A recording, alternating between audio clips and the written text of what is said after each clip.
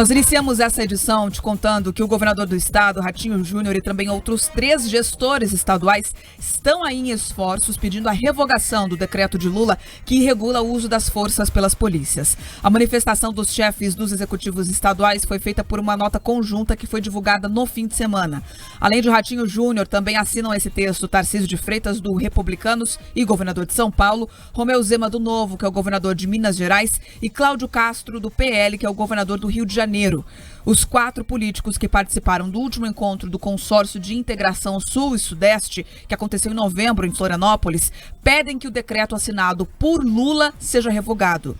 O documento presidencial divulgado na última semana prevê que agentes policiais só devem usar armas de fogo em último recurso em caso de risco pessoal. Além disso, define que o uso da força física também deve ser evitado e que só poderá ser empregado se for compatível com a gravidade da situação.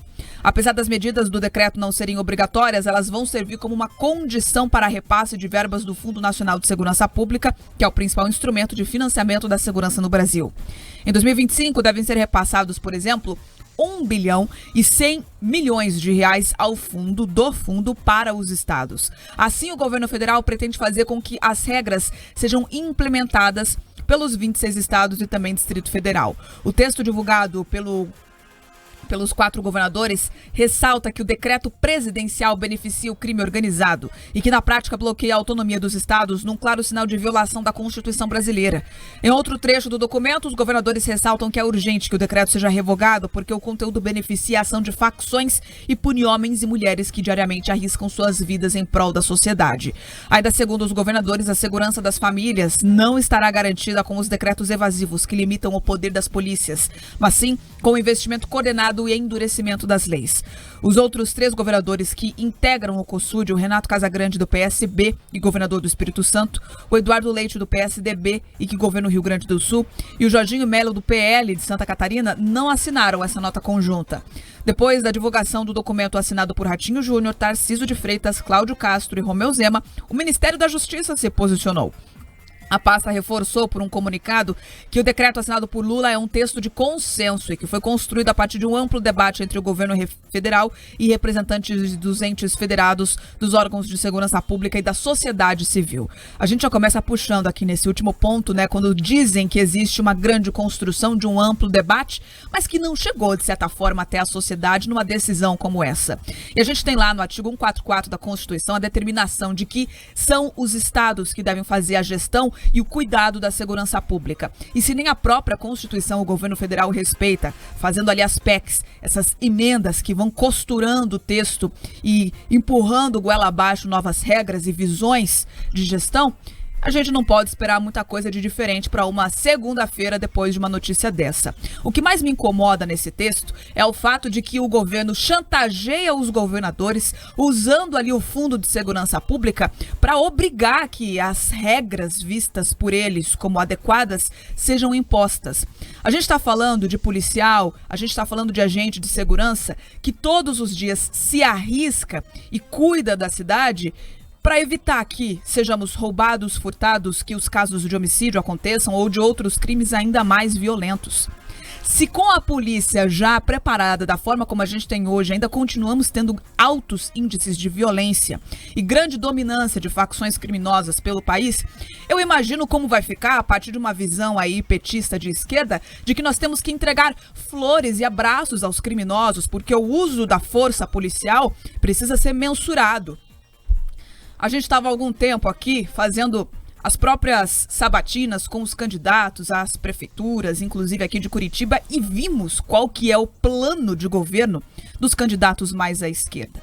E muito me parece que esses pequenos ajustes que o governo federal vai colocando ali, que parecem sutis num primeiro momento, parecem pequenos detalhes, fazem parte de um plano maior que lá na frente pode, de fato, desmanchar cada vez mais a autonomia dos estados junto à segurança pública e, principalmente, o próprio trabalho dos agentes de segurança pública, que não vão poder mais se defender porque precisam justificar a necessidade de agir contra um criminoso, Pedroso. É uma vergonha. É uma vergonha esse tipo de iniciativa do governo federal. É uma vergonha que ontem os governadores do Nordeste, e todo respeito aos governadores, mas é uma vergonha que eles tenham assinado uma carta apoiando esse decreto, apoiando essa medida que mais uma vez busca criminalizar quem nos defende. Vamos lá. É isso que trata esse decreto. Eles querem criar cada vez mais barreiras, mais dificuldades para que os agentes de segurança façam cumprir a lei. É simples assim. Mas esse é o caminho escolhido pelo atual Ministério da Justiça. Vamos lembrar como eles trataram as questões e tratam ainda as questões ali em Guaíra, dos conflitos de terra. Vamos lembrar que muitas vezes esse mesmo governo ele tem dificuldade em qualquer tipo de medida de ação de reintegração de posse, mas tem uma facilidade enorme em entrar em territórios conflagrados, comandados pelo crime organizado, seja PCC, seja Comando Vermelho, enfim, é uma turma que é bem-vinda nesses espaços. Talvez justamente porque eles têm essa visão de que a polícia é o inimigo e que talvez os bandidos mereçam um pouco mais de carinho. Agora, sobre o debate, daí você tem os governadores do Nordeste que assinaram ontem, Bia, uma carta dizendo que o decreto é bom. O decreto é lindo, que é maravilhoso, que está tudo certo, que inclusive traz mais dinheiro para a segurança pública. Do outro lado, você tem os governadores aqui do COSUT que são contrários. Você tem os governadores do Centro-Oeste que são contrários. Você tem a turma ali do Sudeste que também é contrária. Mas por que eles são contrários? Porque eles entendem que o combate à violência se dá fazendo cumprir a lei. Então, diferente do que eles têm falado, do que alguns técnicos, do que alguns ministros têm falado, olha só, em vez de criticar a turma aqui do Sul, eles deveriam pegar os números e trabalhar com dados. Eu estou aqui com os dados do último censo da violência. Sabe quais foram os estados que tiveram o menor número de mortos, número de homicídios?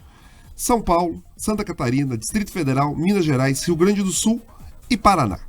Então, o governo federal deveria pegar e falar o seguinte: opa, eu vou ligar lá pro Hudson, secretário de Segurança do Paraná, e vou perguntar o que está dando certo aí. E adotar essas medidas. Mas não, eles pegam medidas que vêm muitas vezes da academia ou dos seus amigos, que têm coisas floridas na cabeça, e a gente chega nessas medidas. Daí você vai olhar os governadores que assinaram, como o governador Jerônimo da Bahia, do PT, é o segundo estado com maior número de mortes violentas. 46 a cada 100 mil habitantes, o dobro, mais do que o dobro, na verdade, do que o índice do Brasil. Pois é, mostra que de segurança pública eles não entendem muita coisa e querem usar o nosso próprio dinheiro, que eles levam aqui dos estados que geram riqueza, para nos chantagear, como a Beatriz disse.